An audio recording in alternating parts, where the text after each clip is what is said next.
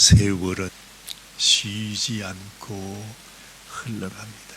그렇죠. 이 세상에 어떤 장사라도 어떤 왕이라도 그 어떤 권세자라도 지나가는 세월을 막을 수는 없습니다.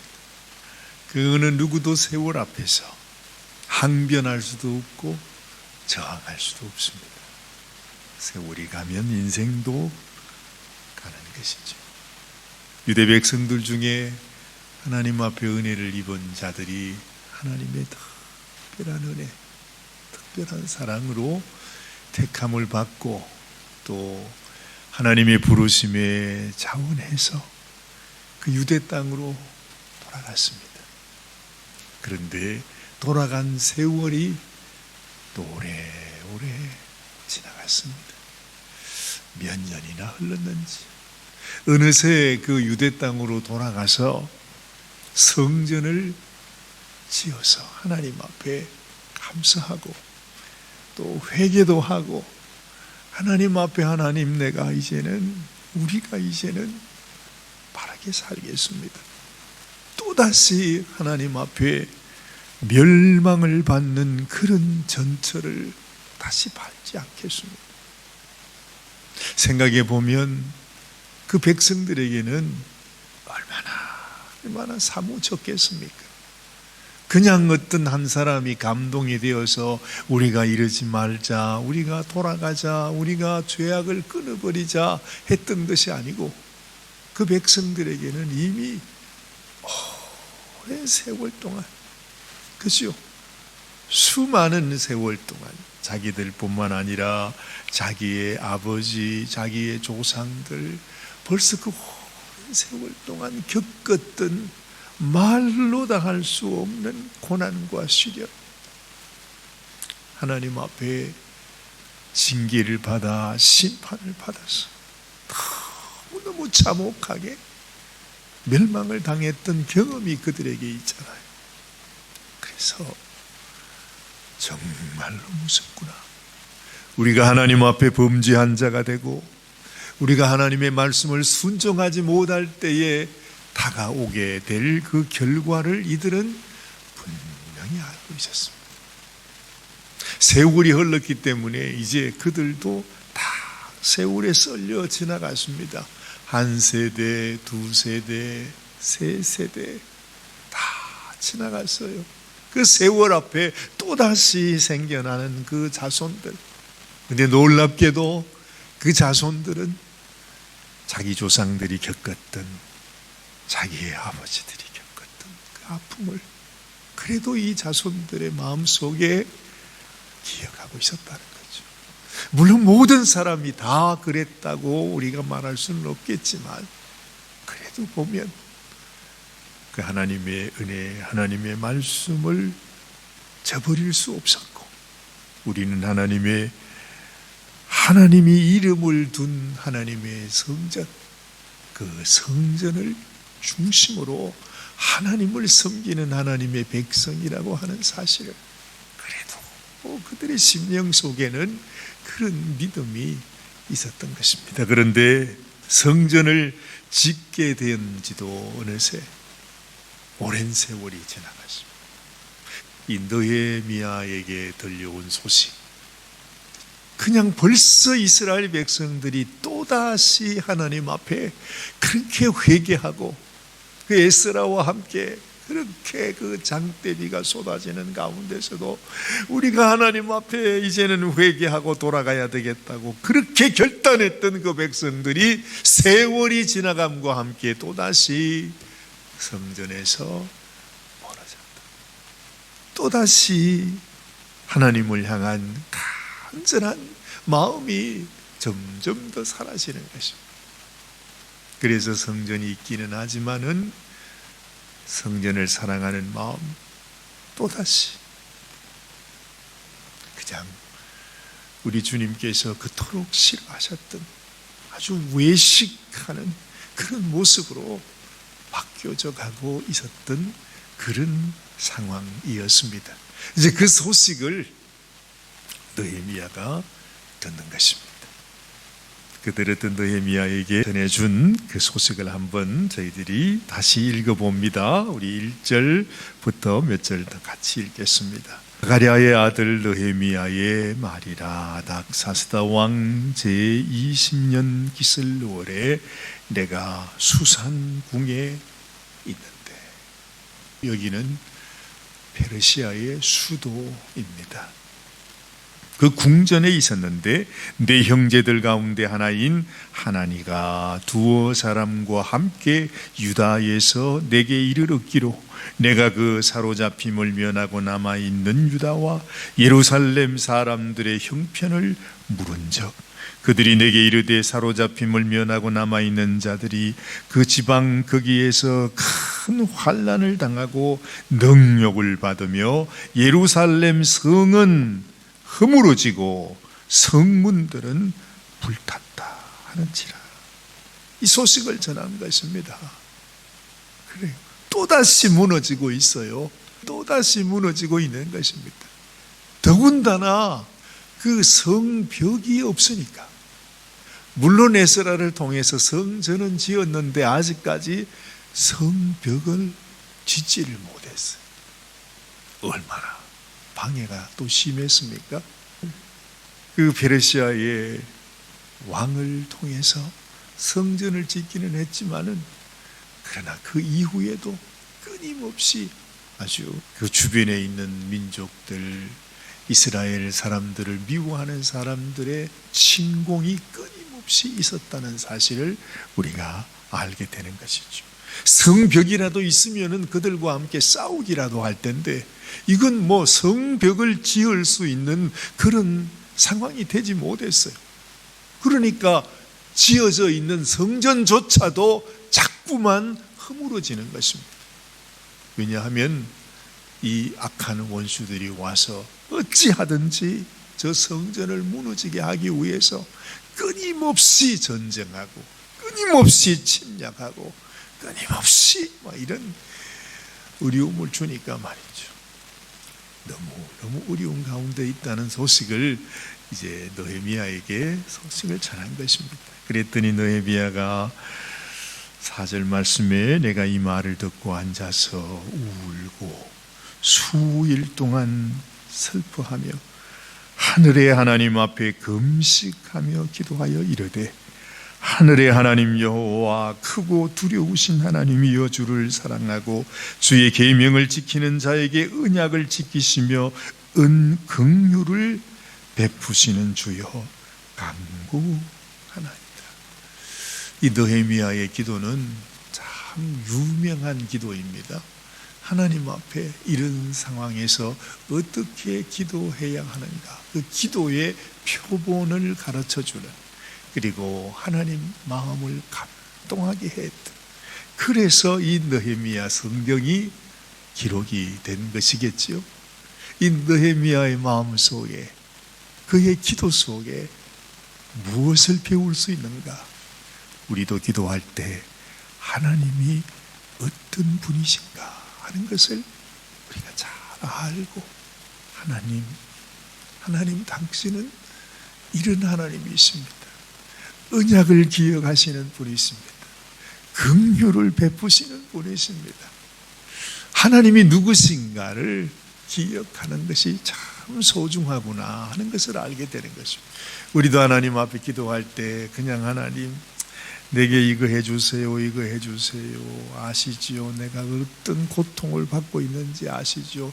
그저 그거부터 나오는 것이 아니고, 하나님이 어떤 분이신가, 하나님이 우리를 사랑하셔서, 너무너무 사랑하셔서 당신의 아들까지 나를 위하여 내어주시고, 그 아들로 하여금 내 죄를 담당하게 하시고, 그 아들이 나의 죄를 사하기 위해 십자가에 죽임을 당할 때까지 나를 사랑하신 하나님, 지금도 우리를 향하여 그 사랑이 변치 않으시는 하나님, 우리를 위해서 하늘 아버지 집에 처소를 예비하시는 하나님, 지금도 너무너무 간절하게 우리를 사랑하시고 우리를 불러주시기를 원하시는 그 하나님의 마음을 아는 것이 소중한 것이죠.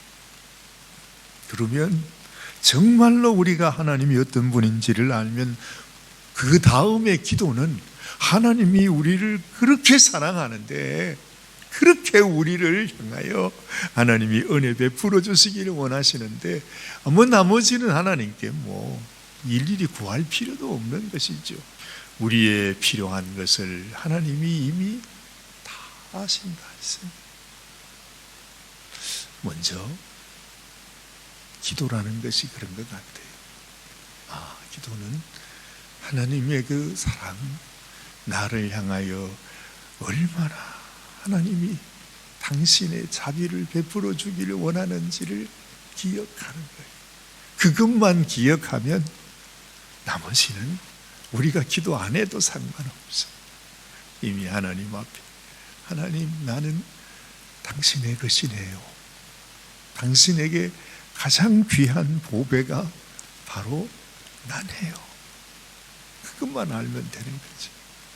그러면서 이 느헤미야는 하나님 앞에 우리가 얼마나 죄인인지, 그렇죠? 하나님의 은혜를 먼저 기억하고 내가 어떤 존재인지를 기억하는 거죠.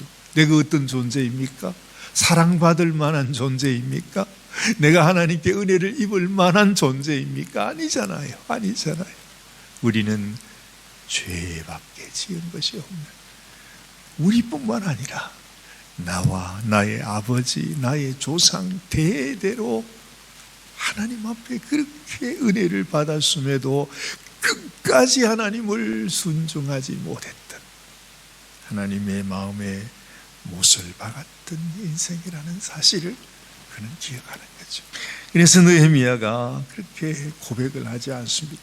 6절 말씀 보니까 이제 종이 주의 종들인 이스라엘 자손을 위하여 주야로 기도하오며 우리 이스라엘 자손이 주께 범죄한 죄들을 자복하오니 주는 귀를 기울이시며 눈을 여시사 종의 기도를 들으시옵소서. 나와 내 아버지 집이 범죄하여 주를 향하여 크게 악을 행하여 주께서 주의 종 모세에게 명령하신 계명과 율례와 규례를 지키지 아니하였나이다. 솔직하게 내가 얼마나 하나님 앞에 큰 죄인인가를 그는 고백하는 것입니다. 그러면서 범죄한 자에게 하나님께서 또한 경고하셨던 말씀도 기억합니다.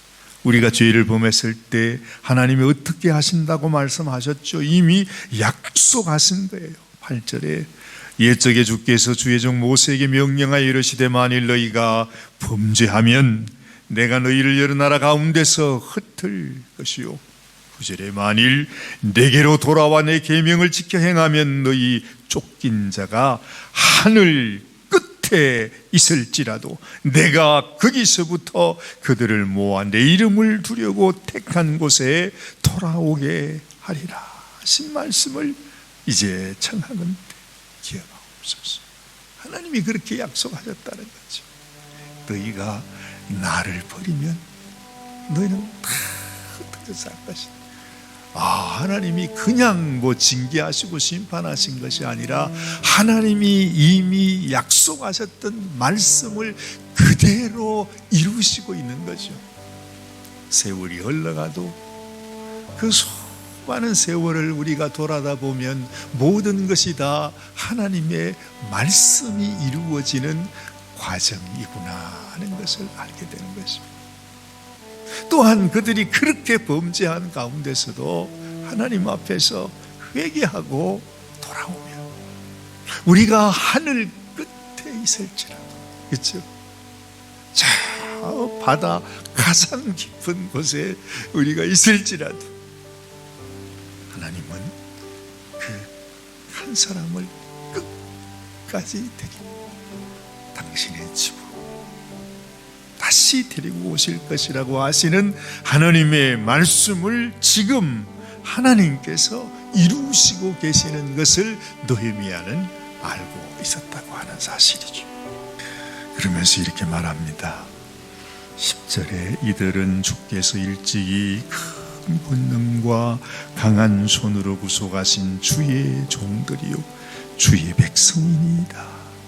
주여 구하오니 귀를 기울이사 종의 기도와 주의 이름을 경외하기를 기뻐하는 종들의 기도를 들으시고 오늘 종이 형통하여 이 사람 앞에 은혜를 있게 하옵소서.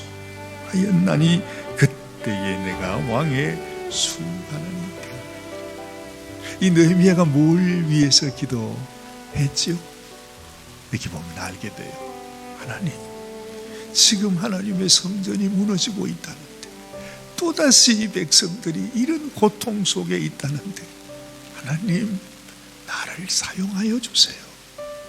나라도 다시 가서 내가 그곳에 무너지는 성전, 무너지는 이 백성, 하나님을 떠나가는 이 백성들을 위해서 내가 무엇이라도 할 수 있게 하여 주옵소서. 그렇게 하나님께 기도한 거지.